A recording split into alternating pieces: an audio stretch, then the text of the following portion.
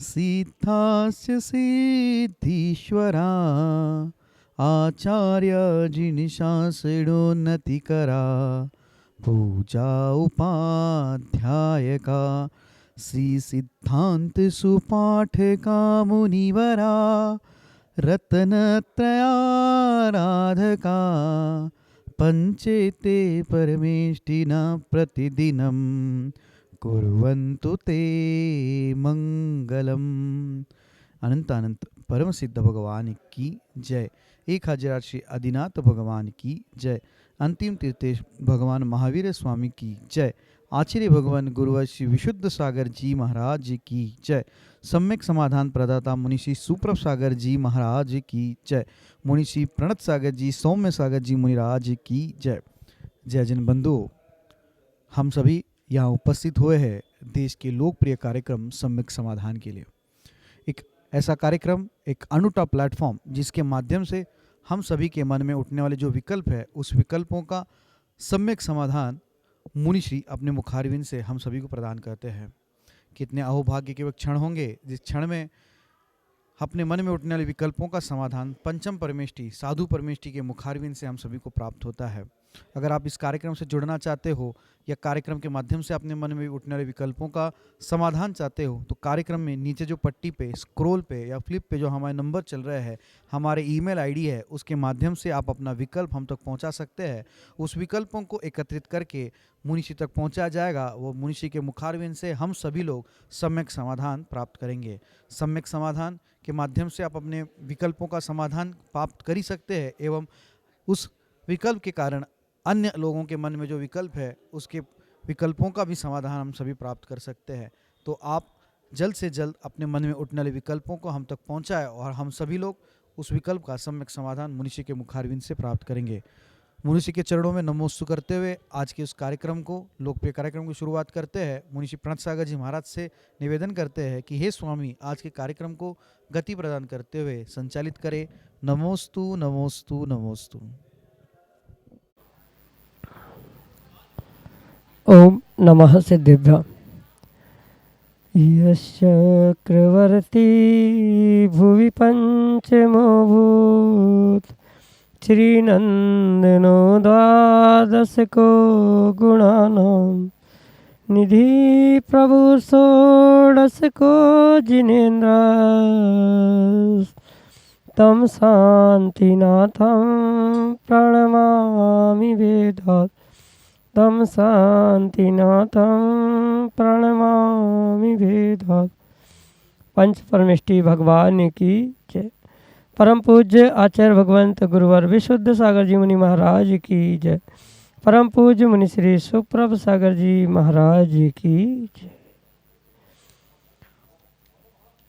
समीचीन विकल्पों का सम्यक समाधान, सम्यक ज्ञान की वह अनूठी विधा जो कि हम सभी परम पूज्य आचार्य भगवंत गुरुवर विशुद्ध सागर जी महाराज के मंगल सभा शिष्य उन्हीं के सुयुग शिष्य परम पूज्य मुनि श्री सुप्रभ सागर जी महाराज के मुखारविंद से प्रचना नाम के स्वाध्याय के रूप में प्राप्त कर रहे हैं। और वही आत्मकल्याण की विधा हमारे आत्मा के कल्याण के लिए परम कार्यकारी उपाय साबित हो रही है, क्योंकि ये वही सम्यक समाधान है जो हमारे मन को निर्विकल्पता की ओर ले जाने वाला है और निर्विकल्पता ही वास्तविक सुख है। ऐसे आत्मकल्याण की प्राप्ति का वह एकमात्र कार्यकारी उपाय समीचीन विकल्पों का सम्यक समाधान प्रारंभ करते हैं। और आज के पहले विकल्प के लिए संतोष जैन, अहिंसा, टीकमगढ़ मध्य प्रदेश से महाराज जी के चरणों में कोटि कोटि नमोस्तु निवेदित करते हुए अपना समीचीन विकल्प रख रहे हैं कि महाराज जी, हम ऐसा कौन सा पुरुषार्थ करें कि जिससे पिछले किए हुए सभी कर्मों का क्षय हो जाए। हमारे समीचीन विकल्प का सम्यक समाधान करने की अनुकंपा करें। नमोस्तु महाराज जी, नमोस्तु। ओम नमः सिद्धेभ्यः। परम पूज्य आचार्य भगवान गुरुवर विशुद्ध सागर जी महाराज जी की ये परम सत्य है कि संसारी जीव है और संसारी जीव के कहीं न कहीं मन वचन काय के निमित्त से कुछ गलती होना और उसके निमित्त से कर्मों का आश्रव होना, बंद होना, ये भी स्वाभाविक बात है। जब तक ये संसारी अवस्था होती है तब तक कहीं न कहीं इस आश्रव बंध के निमित्त से जीव इस संसार में घूमता है, ये भी परम सत्य होने पर भी ये साथ साथ समझने की आवश्यकता है कि ये जो जीव कर्मों के आश्रय बंध को प्राप्त करता है, स्वयं जैसे कार्य करता है वैसे ही कर्मों के आश्रय बंध को भी प्राप्त होता है और स्वयं के पुरुषार्थ के माध्यम से ही पुनः उस आश्रय बंध को निर्जरा मोक्ष तत्वों के माध्यम से दूर भी करता। ये परम सत्य समझना होगा। आचार्य भगवंतों ने बहुत अच्छी बात कही है कि जो जैसे कर्मों को बांधता है, प्राप्त करता है, वही स्वयं उस कर्मों से दूर होने के लिए पुरुषार्थ भी कर सकता है और कर्मों से दूर भी होता ही है। पर उसके लिए कहीं ना कहीं उसे सम्यक प्रकार से, सम्यक समय पर, सम्यक मार्गदर्शन में पुरुषार्थ करने की आवश्यकता है। आचार्य भगवंतों ने जैसे आश्रय बंध के हेतु बताए हैं, वैसे ही संवर और निर्जरा के भी हेतु बताए हैं। कर्मों के यानी पूर्व समय में, पिछले दिनों में जो भी कर्मों का आश्रय बंध किया है, उसको दूर करने के लिए, उसका क्षय करने के लिए कहीं ना कहीं आचार्य भगवंतों ने उस निर्जरा को समझाते हुए संवर सहित निर्जरा को ही श्रेष्ठ माना है। क्योंकि मात्र पुराने कर्मों को नष्ट कर देना और पुनः नए कर्मों को बांध लेना, तो वह कर्मों का क्षय कार्यकारी नहीं हो सकता। इसलिए नए कर्मों को आते हुए रोकना ये संवर और पुराने कर्मों का क्षय करना ये निर्जरा, इन दोनों को व्यवस्थित समझने की आवश्यकता है। अगर बिना संवर के निर्जरा हो रही है तो वह पुनः आने वाले समय में दुख देने वाले कर्मों के निमित्त से वह जीव संसार में परिभ्रमण करता रहेगा। इसलिए ये अवश्य समझना चाहिए कि अगर कर्मों को क्षय करना है, कर्मों की निर्जरा करनी है, तो कहीं ना कहीं आपको सबसे पहले कर्मों की आश्रय और बंध को रोकने का, यानी संवर तत्व को प्राप्त करने की आवश्यकता है। इसलिए यह ध्यान रखें कि संवर के लिए जो आचार्य भगवंतों ने साधन कहे हैं, धर्म, अनुप्रेक्षा, चारित्र, समिति, गुप्ति, 12 भावना आदि आदि के निमित्त से आप कहीं ना कहीं आते हुए कर्मों को पहले रोकने का प्रयास करें और साथ में पुराने कर्मों का, पिछले दिनों में किए हुए कर्मों का जो आश्रय बंध है, उसका क्षय करने के लिए तपस्या भी करनी परम आवश्यक है। क्योंकि आचार्य भगवंतों ने, उमा स्वामी भगवान ने अपने तत्वार्थ सूत्र ग्रंथ में बहुत अच्छे से स्पष्ट किया है कि तपसा निर्जराच, कर्म की निर्जरा करने के लिए तप ही एकमात्र साधन हुआ करता है और संवर भी उसके लिए परम आवश्यक। तो संवर के जैसे हेतु हमने धर्म, अनुप्रेक्षा, परिचय, जय, चारित्र आदि समझे, साथ में तपस्या को भी समझने की आवश्यकता है। जो 12 प्रकार के तप आचार्य भगवंतों ने कहे हैं, 6 प्रकार के अंतरंग तप, 6 प्रकार के बहिरंग तप, इन दोनों तपों के पुरुषार्थ से ही पिछले कर्मों का क्षय होना संभव है। पर यह भी ध्यान रखें कि उन कर्मों के क्षय के लिए, पुरुषार्थ के लिए कहीं न कहीं सम्यक तप आवश्यक है। बाल तप जो कि मिथ्यात्व के साथ हुआ करता है, बिना जाने किया जाता है, या अकाम निर्जरा रूप किया जाता है, वह कभी भी काम का होता ही नहीं है। ये जो बुद्धिपूर्वक तपस्या की जाती है, जैसे अनशन है, औमोदर्य है यानी उपवास करना, एकासन करना, कुछ भूख से कम खा लेना आदि आदि जो बहिरंग तप कहे हैं, उन बहिरंग तपों के साथ साथ कहीं ना कहीं अंतरंग तपों को भी प्राप्त करने की आवश्यकता है। जैसे विनय, वैयावृत्ति, स्वाध्याय, ध्यान आदि अंतरंग तप कहे गए हैं। इन अंतरंग तपों को भी जीव को प्राप्त करना होगा, क्योंकि बहिरंग तप के लिए तो फिर भी शारीरिक मेहनत चाहिए, शक्ति चाहिए, बल चाहिए। पर अंतरंग तपों के लिए, जैसे देवशास्त्र गुरु की विनय करना, इसमें कोई बहुत मेहनत नहीं लगती है, बहुत बड़ा पुरुषार्थ नहीं लगता है। साथ में जो स्वाध्याय है, स्वयं को जो अनुयोग समझ में आए उन अनुयोग का स्वाध्याय करना, गुरु या मुनिराजों की देशनाओं को सुनना, ये भी एक प्रकार का स्वाध्याय है। तो उस स्वाध्याय को प्राप्त कर सकते हैं। इन अंतरंग और बहिरंग तपों के माध्यम से ही आप सम्यक पुरुषार्थ कर सकते हो कर्मों की निर्जरा का, कर्मों को क्षय करने का। अन्यथा किसी भी प्रकार से आप पिछले किए हुए कर्मों को, आश्रय बंध को बंध करते हुए निर्जरा को प्राप्त नहीं कर सकते। इसलिए ये ध्यान रखें, सम्यक प्रकार से गुरु के मार्गदर्शन से विशेष विशेष तपों के द्वारा आप कर्मों के क्षय का पुरुषार्थ अवश्य ही कर सकते हैं। यही आपके लिए सम्यक समाधान। इंजीनियर BC जैन, अरिहंत विहार कॉलोनी, विदिशा, मध्य प्रदेश से महाराज श्री के चरणों में बारंबार नमोस्तु निवेदित करते हुए अपना समीचीन विकल्प रख रहे हैं कि महाराज जी चौथे गुण स्थान से पाँचवें गुण स्थान में शुभोपयोग एवं अशुभ उपयोग होता है एवं उत्कृष्ट रूप से अंतर मुहूर्त में उपयोग बदलता ही है, किंतु छठवें व सातवें गुण स्थान में शुभोपयोग व शुद्ध उपयोग होता है। यदि शुद्ध उपयोग अंतर मुहूर्त में नहीं होता तब शुभोपयोग के बाद क्या अशुभ उपयोग होता है? हमारे समीचीन विकल्प का सम्यक समाधान करने की अनुकंपा करें। नमोस्तु महाराज जी, नमोस्तु। शुभोपयोग, शुद्धोपयोग और अशुभोपयोग, इन तीनों उपयोगों के विषय में बहुत अच्छे से, बहुत विवेकपूर्वक समझने की आवश्यकता है, क्योंकि वर्तमान में इन बातों को या इन विषयों को लेकर बहुत सारा ऊहापोह है, बहुत सारी भ्रांतियाँ भी जीवों के मध्य प्राप्त होती। जहाँ विषय कषायों के निमित्त से ज्ञान दर्शन का उपयोग होता है वह अशुभ उपयोग के नाम से जाना जाता है।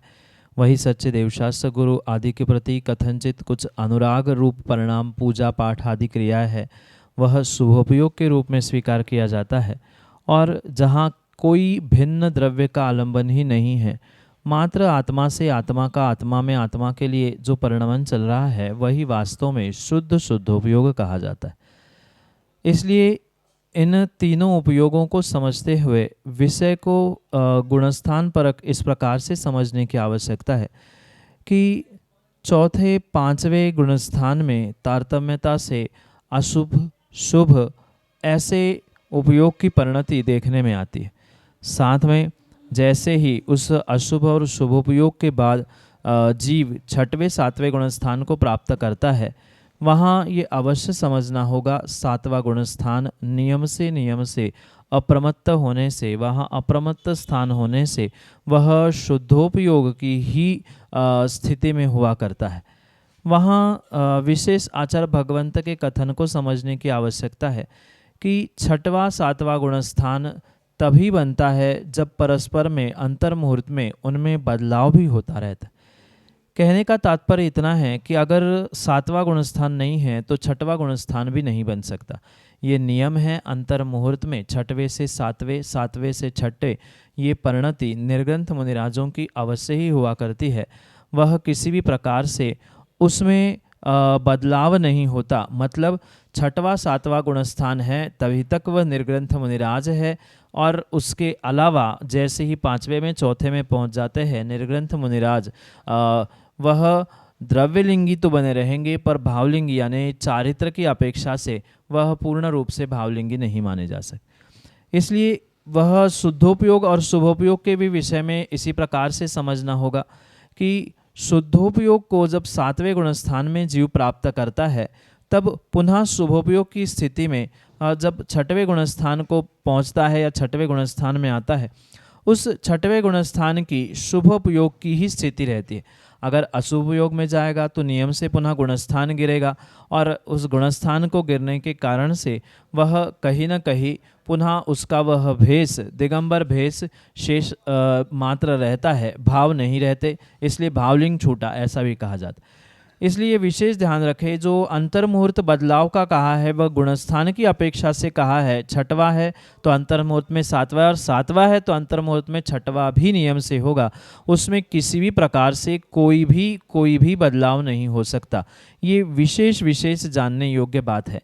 मतलब इतना सा सामान्य रूप से विषय समझे कि सातवें गुणस्थान में जो जीव शुद्धोपयोग को प्राप्त करता है और उसकी चरम सीमा ही उसे आठवें गुणस्थान में ले जाने के लिए निमित्त बनती है, ऐसे उस छठे सातवें गुणस्थान के निमित्त से ही ये शुद्धोपयोग की परिणति देखने में आती है।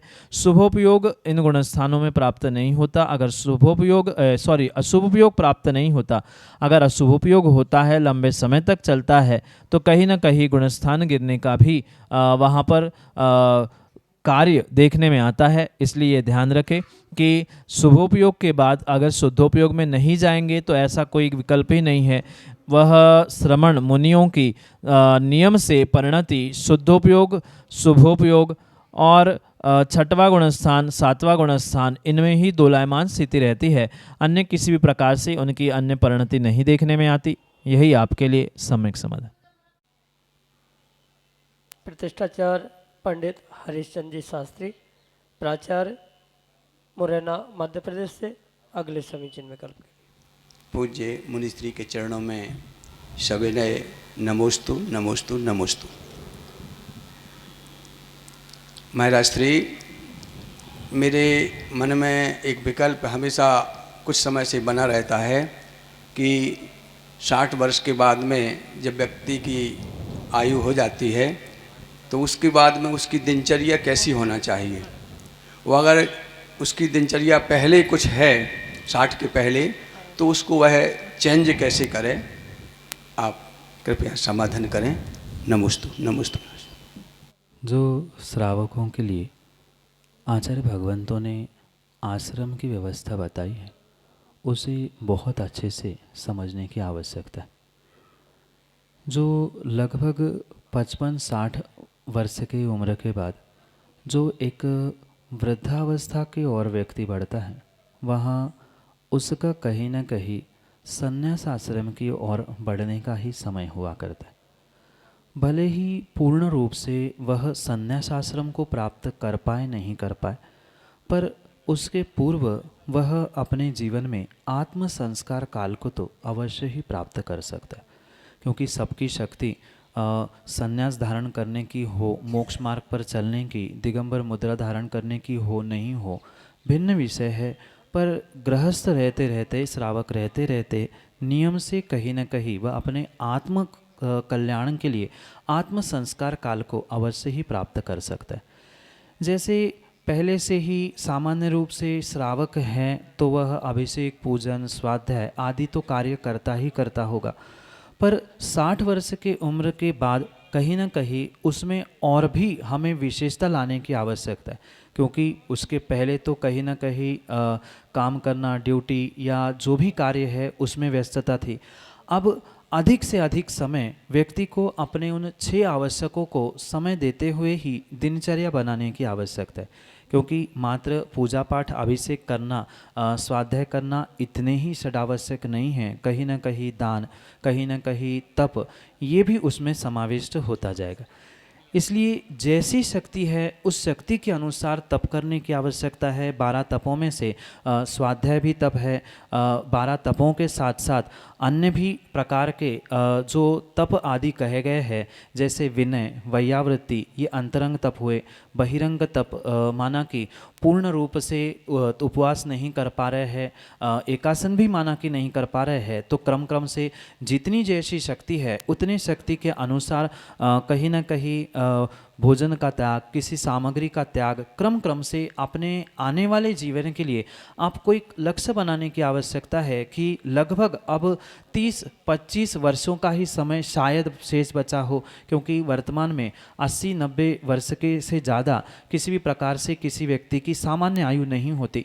तो ये एक लक्ष्य बनाते हुए कि 25 वर्ष की माना की आयु बची है, तो क्रम क्रम से हम किसका त्याग कर सकते हैं, उस बहिरंग तपस्या को हम कैसे बढ़ा सकते हैं, जाप कैसे बढ़ा सकते हैं, परिग्रह परमाणु को कैसे बढ़ा सकते हैं, 5 अणुव्रतों को कब कैसे धारण कर सकते हैं, इतना भी सोचना चाहिए।